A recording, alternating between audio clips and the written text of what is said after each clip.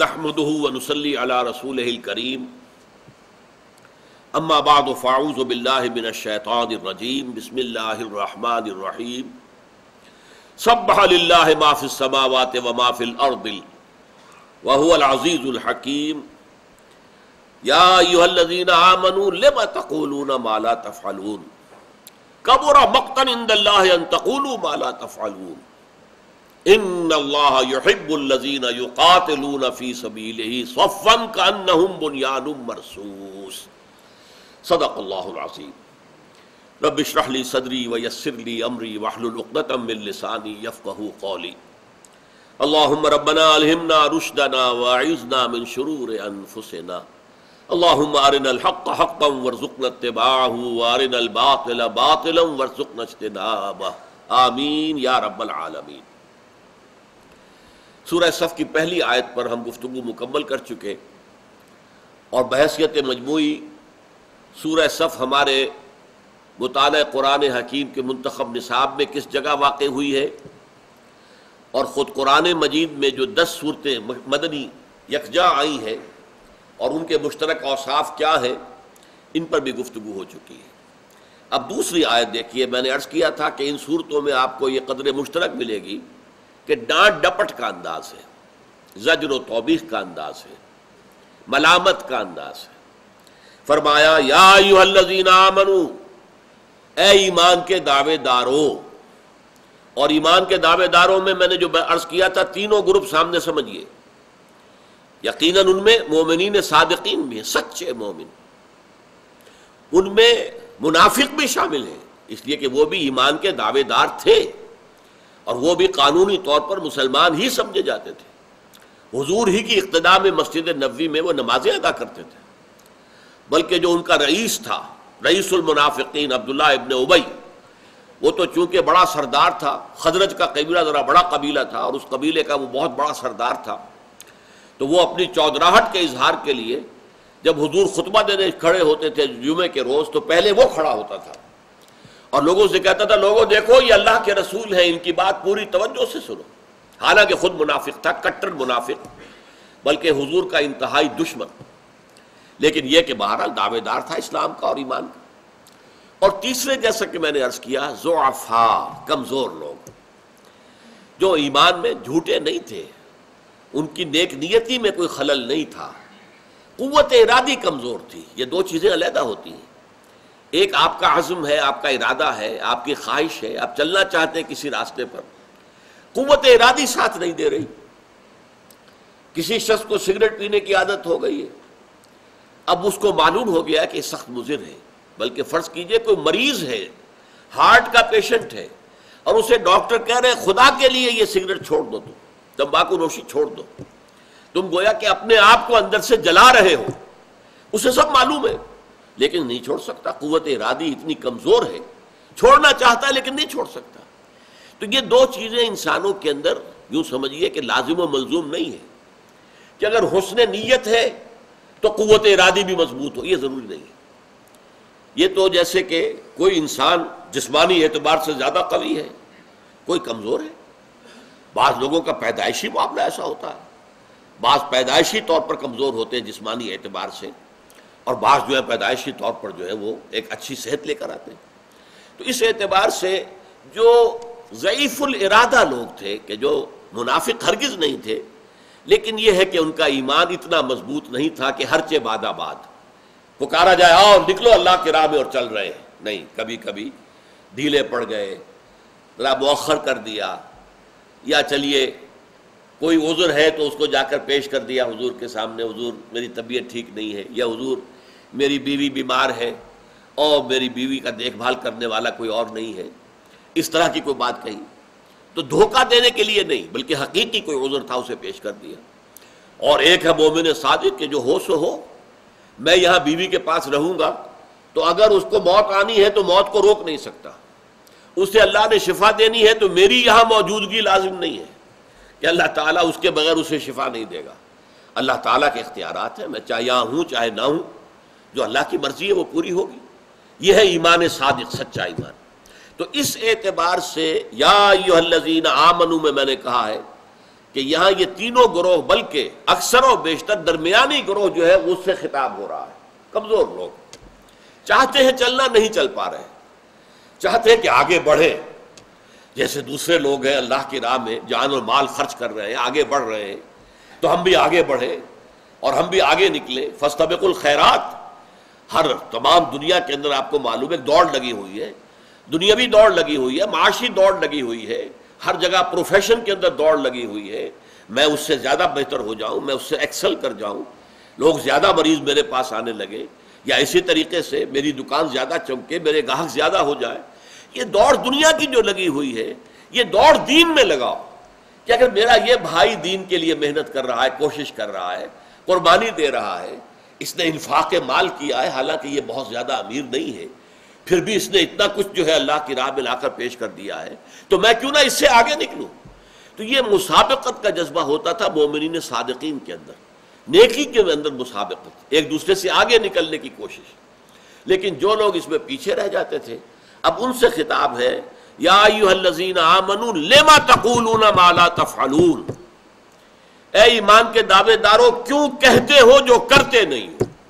اب دیکھیے اس قدر جامع الفاظ یہ ہیں، اس میں ہر طرح کے لوگ آ گئے. ایک شخص ہے جو اللہ کی محبت کا بڑا دعویٰ کر رہا ہے، ایک شخص ہے جو رسول سے عشق کا دعویٰ کر رہا ہے، نعت پڑھ رہا ہے اور وہ زمین و آسمان کے قلابے ملا رہا ہے حضور کی مدح کے اندر، حضور کی تعریف میں، لیکن عمل کے اعتبار سے کورا ہے، اللہ کے احکام پر عمل نہیں ہے اللہ سے محبت کا دعویٰ، ہے رسول سے عشق کا دعویٰ، جلوس نکال رہے ہیں عید میلاد النبی کا، اور اس میں ظاہر بات ہے صبح سے شام تک مشقت جھیل رہے ہیں، لیکن اتباع رسول، رسول کے نقش قدم کی پیروی، اس کا کوئی سوال پیدا نہیں ہوتا. لما تقولون ما لا تفعلون، تو کیوں کہتے ہو جو کرتے نہیں. اسی طریقے سے اس سے بھی نیچے اتریے. میں کہتا ہوں میں نے اللہ کو اپنا رب مان لیا، رضیت باللہ ربا، لیکن اللہ کے احکام پر عمل نہیں کرتا، تو یہ قول اور فعل کا تضاد ہو گیا یا نہیں. میں کہتا ہوں میں رسول کو رسول مانتا ہوں، رضیت باللہ ربا وبمحمد رسولا، میں نے رسول مان لیا محمد کو صلی اللہ علیہ وسلم، فداہ آباؤنا و امہاتنا، لیکن نہ سنت کا اتباع ہے، نہ اسوہ رسول کی پیروی ہے، کچھ بھی نہیں. تو یہ قول و عمل کا تضاد جو ہے، وہ چونکہ جو درمیانی لوگ تھے اور جو منافقین تھے ان کو بھی شامل کر لیجئے. یہ مومنین صادقین سے تو خطاب ہو ہی نہیں سکتا، اس لیے کہ وہ تو ہر وقت حاضر تھے، ہر چہ باد آباد، ماں کشتی درآب انداختیں. اب ہم نے تو اپنی کشتی جو ہے دریا میں ڈال دی، سمندر میں ڈال دی، اب جو ہو سو ہو. کشتی تیرے گی تو ہم بھی تیریں گے، یہ ڈوبے گی تو ہم بھی ڈوبیں گے. انہوں نے گویا کہ ٹوٹلی اپنے آپ کو آئیڈینٹیفائی کر دیا اس مشن کے ساتھ، اس مقصد کے ساتھ.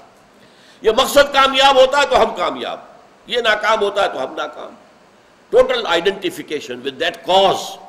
لہذا ان سے خطاب نہیں ہے، یہ خطاب بقیہ دو طبقات سے ہے، ضعفاء اور منافقین. لما تقولون ما لا تفعلون، کیوں کہتے ہو جو کرتے نہیں. کبر مقتا عند اللہ ان تقولوا ما لا تفعلون، بہت بڑی ہے بیزاری کی بات اللہ کے نزدیک کہ تم کہو جو کرتے نہیں. یعنی ایک تو یہ ہو سکتا ہے خیال کہ چلیے ہم کچھ کر نہیں رہے، زبانی تو کلامی تو ہم کر رہے ہیں نا، کچھ نہ کچھ کریڈٹ تو ملا آخر. یہ کافروں سے تو یقیناً ہم مختلف ہو گئے نا، جو اللہ کو اللہ مانتے ہی نہیں، رسول کو رسول مانتے ہی نہیں. ان سے تو یقیناً ہم بہتر ہیں، لیکن نہیں، یہ کریڈٹ نہیں ہے، ڈیبٹ ہو جائے گا. کبورا مقتن، مقت جو ہے عربی زبان میں ایک لفظ ہے غضب. اللہ تعالیٰ کے غضب کو بہت بھڑکانے والی شے ہے، لیکن غضب سے آگے کی چیز ہے مقت. اس کو یوں سمجھیے کہ آپ کو کسی شخص سے اچھے کام کی توقع تھی، اچھی امید تھی، اس نے وہ کام نہیں کیا، اس کے برعکس روش اس کی سامنے آئی، تو آپ کو غصہ آئے گا. غصہ کیوں آتا ہے؟ مجھے تو اس سے توقع اچھے بات کی تھی، اچھے کام کی تھی، اس میں صلاحیتیں میں دیکھ رہا تھا کہ عمدہ کام کی ہے، اعلیٰ سے اعلیٰ مراتب تک پہنچنے کی ہے، یہ کہاں دھنس کر رہ گیا، کہاں بیٹھ گیا، تو اس میں غصہ آئے گا. اس غصے کے بڑھتے بڑھتے بڑھتے بڑھتے ایک کیفیت وہ ہوتی ہے بیزاری ہو جاتی ہے. اب اس کا ذکر بھی آپ پسند نہیں کرتے، اب آپ کے اندر اس کی طرف سے وہ شدید ایک نفرت پیدا ہو جاتی ہے. یہ بیزاری جو ہے یہ مقت ہے، غضب سے بہت آگے کی شے۔ قرآن مجید میں یہ لفظ آیا ہے نکاح مقت، یعنی وہاں رواج تھا عرب میں کہ فرض کیجئے ایک شخص کی 4-5 بیویاں ہیں، اب اس کا ایک بیٹا، بڑا بیٹا، ظاہر بات ہے وارث بڑا بیٹا ہوتا تھا، وہ ایک ہی ماں سے ہے نا، باقی سوتیلی مائیں جو ہے انہیں وہ اپنے گھر میں ڈال لیتا تھا اپنی بیویوں کی حیثیت سے، گویا کہ یہ میراث کے درجے میں یہ لونیاں ہیں جو اسے مل گئیں۔ اسے وہ خود بھی کہتے تھے کہ اگرچہ یہ رواج ان کے ہاں تھا لیکن کہتے تھے یہ نکاح مقت ہے، بہت گھناؤنا نکاح ہے، بہت بری بات ہے۔ جو باپ کی منکوحہ رہی ہے، باپ کے زیر نکاح رہی ہے، اس کو اپنی بیوی بنا لینا، چاہے 2 بول جو ہے ایجاب و قبول کے بھی پڑھ لیے جائیں، آپ باضابطہ نکاح کر رہے ہیں ان سے، لیکن وہ تمہاری ماں ہے، سوتیلی ماں، اس سے نکاح کر رہے ہیں، یا بغیر نکاح کے انہیں لوڈیوں کی طریقے سے اپنے گھر میں ڈال لینا، تو اس کو وہ کہتے تھے نکاح مقت، یعنی یہ کہ ان کے ہاں یہ لیگل تو تھا، ایک شخص کو یہ اختیار حاصل تھا قانونی اعتبار سے۔ جیسے آج ہم دیکھ رہے ہیں 2 مردوں کی شادی لیگلائز ہو رہی ہے، 2 عورتوں کی شادی لیگلائز ہو رہی ہے، ہومو سیکشول میرجز 2 ملکوں میں تو قانونی طور پر یہ پہلے سے ہی ہے، اب کسی تیسرے ملک کے اندر بھی اس کی جو قانون سازی کے لیے تجویز بن چکی ہے۔ ایک مرد شوہر کہلائے گا، دوسرا مرد اس کی بیوی کہلائے گا، اور قانون انہیں اس حیثیت سے ایکسیپٹ کرے گا۔ وہ جو بیوی ہے مرد، وہ ظاہر بات ہے کہ اگر پھر کوئی سیپریشن ہوگی تو وہ سارے حقوق جو ڈائیورسڈ وائف کو ملنے چاہیے وہ اسے ملیں گے۔ اب یہ آپ سوچئے کہ کس قدر گھناؤنا فعل ہے، لیکن ہو رہا ہے دنیا میں۔ اسی طرح وہاں پر اگرچہ وہ کہتے تھے گھناؤنا کام ہے، یہ بڑا نفرت اور بیزاری والی بات ہے کہ کوئی شخص اپنی باپ کی منکوحہ بیویوں کو وہ اپنی لونیاں بنا لے یا ان سے نکاح کر لے، اسے کہتے تھے نکاح مقت۔ یہ مقت کا لفظ ہے، میں نے اس لیے حقیقت آپ پر واضح کی ہے کہ غضب سے بہت آگے کا لفظ ہے یہ۔ کبر مقتا عند اللہ ان تقولوا ما لا تفعلون، اللہ کے نزدیک بڑی بیزاری والی بات ہے یہ کہ تم کہو جو کرتے نہیں ہو۔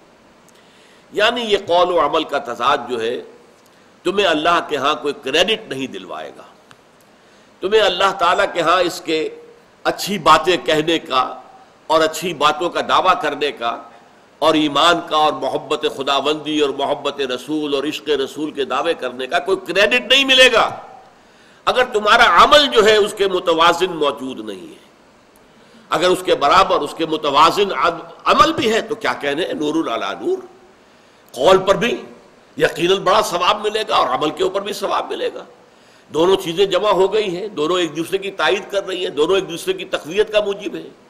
لیکن یہ کہ اگر عمل نہیں ہے، اور یہ ہم پڑھ چکے ہیں سورہ حمیم و سجدہ میں، خاص طور پر ایک داعی جو ہے اللہ کے راستے میں لوگوں کو اللہ کی طرف بلانے والا شخص، وَمَنْ أَحْسَنُ قَوْلًا مِّمَّنْ دَعَا إِلَى اللَّهِ وَعَمِلَ صَالِحًا وَقَالَ إِنَّنِي مِنَ الْمُسْلِمِينَ، اس شخص سے بہتر کس کی بات ہوگی کہ جو اللہ کی طرف بلائے لوگوں کو اور خود عمل نیک کرتا ہو، یہ اس کے لیے شرط لازم ہے، اور یہ کہے کہ میں بھی مسلمانوں میں سے ہوں، میں بھی اللہ تعالیٰ کا فرما بردار ہوں، میں بھی اللہ کا حکم ماننے والا ہوں، اسی کے فرامین پر چلنے والا ہوں، میں کوئی بہت اونچی شے نہیں ہوں، میں کوئی بڑے بڑے ہی تقوی کا اور زہد کا دعویٰ نہیں کر رہا ہوں، میں بھی کمزور آدمی ہوں، مجھ سے بھی کبھی خطا ہو سکتی ہے، مجھ سے بھی غلط کام ہو سکتے ہیں، لیکن میں توبہ کرتا ہوں، فوراً پلٹ آتا ہوں، رجوع کرتا ہوں، اللہ کے جناب میں پچھتاوے کے ساتھ جو ہے رجوع کرتا ہوں، تو یہ کیفیت انسان میں برقرار رہے۔ تو یہ شے جو ہے اسی طریقے سے سورہ بقرہ کی وہ آیت بھی میں آپ کو سنا چکا ہوں، اتامرون الناس بالبر وتنسون انفسکم وانتم تتلون الکتاب افلا تعقلون، کیا تم لوگوں کو نیکی کی، بر کی، تقوی کی، خیر کی تلقین کرتے ہو اور اپنے آپ کو بھول جاتے ہو، اپنے دامن کو نہیں دیکھتے، اپنے عمل کو نہیں دیکھتے، اپنے گریبان میں نہیں جھانکتے، ذرا حال ہے کہ تم کتاب پڑھتے ہو، تلاوت کرتے ہو، تو تمہیں عقل نہیں ہے، تم سوچتے نہیں ہو، غور و فکر سے کام نہیں لیتے۔ افلا یتدبرون القرآن ام علی قلوب اقفالها، کیا یہ قرآن پر تدبر نہیں کرتے یا ان کے دلوں کے اوپر اس کے تالے پڑ گئے؟ تو یہ جو ہے دوہری بات ہو جائے گی۔ ایک تو یہ کہ ایک شخص صرف دعویٰ کر رہا ہے ایمان کا، اللہ کی محبت کا، رسول سے ساتھ عشق کا، لیکن قول اس کے برعکس، عمل اس کے برعکس ہے۔ ایک شخص جو اس سے بھی آگے بڑھ کر خیر کا داعی بن کر کھڑا ہو جاتا ہے، بھلائی کی طرف لوگوں کو بلاتا ہے، نیکی کا حکم دیتا ہے، بدی سے روکتا ہے، اللہ کی طرف بلانے والا ہے، داعین اللہ، اللہ کی طرف بلانے والا، لیکن اپنے کردار میں گھٹیا ہے، نیچ ہے، بہت ہی غلط کردار کا آدمی ہے، تو در حقیقت یہ چیزیں جو ہے یہ اس میں آ جائیں گی۔ کبر مقتا عند اللہ ان تقولوا ما لا تفعلون، اللہ کے نزدیک بڑی بیزار کن ہے یہ بات، بہت بڑی بات ہے بیزاری کے اعتبار سے کہ تم کہو جو کرتے نہیں ہو۔ اب دیکھیے اس کے بعد فوراً کنٹراسٹ دکھا دیا گیا۔ دیکھو مسلمانوں، تمہیں اللہ سے محبت کا دعویٰ ہے، تمہیں رسول کے ساتھ عشق کا دعویٰ ہے، تو سن لو، ان اللہ یحب الذین یقاتلون فی سبیلہ صفا کانہم بنیان مرصوص۔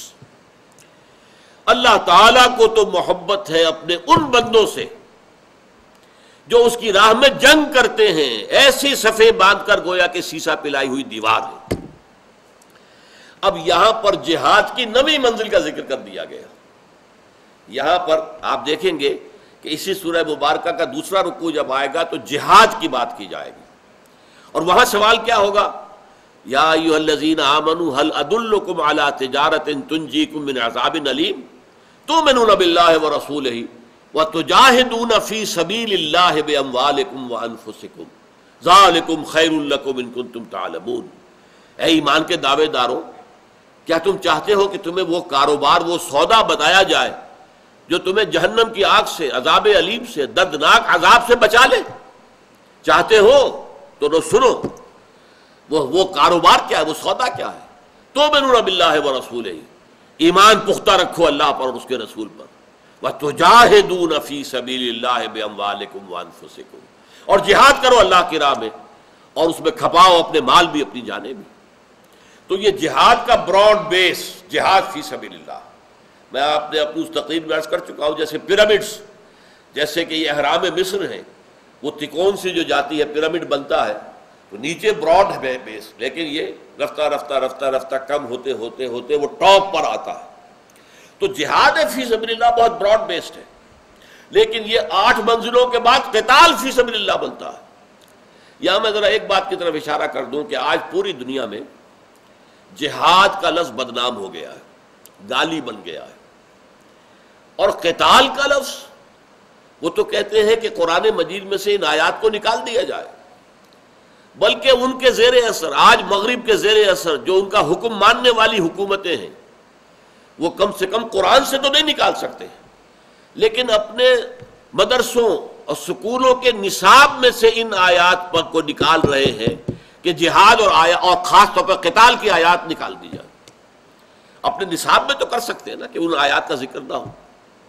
سعودی عرب میں یہ حکم دیا گیا کہ جہاد اور قتال اور خاص طور پر نصارہ اور یہود کے بارے میں قرآن مجید میں جو آیات آئی ہیں ان کو اپنے خطبوں میں بیان نہ کیا جائے۔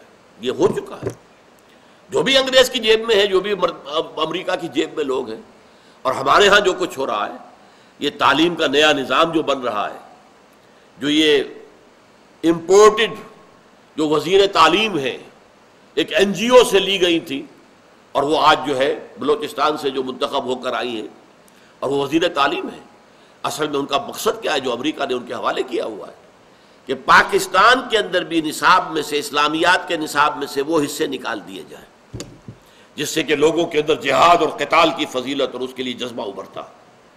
قرآن میں رہے، ٹھیک ہے، قرآن سے تو کوئی نہیں نکال سکتا، کسی کا باپ نہیں نکال سکتا، اس لیے کہ قرآن مجید کی حفاظت کا ذمہ اللہ نے لیا ہوا ہے۔ انا نحن نزلنا الذکر وانا لہ لحافظون، ہم ہی ہیں اس ذکر کے نازل کرنے والے اور ہم ہی اس کے محافظ ہیں، اس کے اندر سے نکالا نہیں جا سکتا۔ ایک موقع پر گلیڈسٹون تھا کہ جو وزیر اعظم تھا برطانیہ کا، اور اس نے اپنی پارلیمنٹ میں قرآن مجید کا نسخہ یوں لہرایا تھا، جب تک دنیا میں یہ کتاب موجود ہے امن قائم نہیں ہو سکتا۔ اسی طریقے سے کلکتہ ہائی کورٹ نے فیصلہ دیا تھا کہ قرآن مجید کو بین کر دیا جائے انڈیا کے اندر۔ اس میں تو آیات ہے قتال کی ہیں، جہاد کی، اگرچہ اس میں جو میں اپنی پہلی تقریر میں بیان کر چکا ہوں، مغالطے جو پیدا ہوئے دنیا میں ان میں ہمارا اپنا عمل دخل ہے۔ ہم نے جہاد کی ہر شکل کو جنگ قرار دے دیا، اور جنگ جو ہے مسلمان جب بھی کرے، جس شکل میں کرے، جس مقصد سے کرے، وہ جہاد فی سبیل اللہ ہے، تو ہم نے خود بدنام کیا ہے۔ اس حوالے سے یہ جان لیجئے یہاں جس قتال کا ذکر ہو رہا ہے یہ وہ 8 منزلوں سے گزر کر جہاد کرنا اور قتال کرنا ہے. پہلے دعوت دینی ہے، پہلے اپنے آپ کو پورا اتارنا ہے اللہ تعالیٰ کے احکام کے مطابق، اپنے نفس کے خلاف جہاد کرنا ہے، معاشرے کے غلط جو دباؤ ہیں ان کو ریزسٹ کرنا ہے، ان کے خلاف جہاد کرنا ہے کہ تم ہمیں ادھر دلانا چاہتے ہو، ہم نہیں جانا چاہتے، اب دوسری طرف جائیں گے.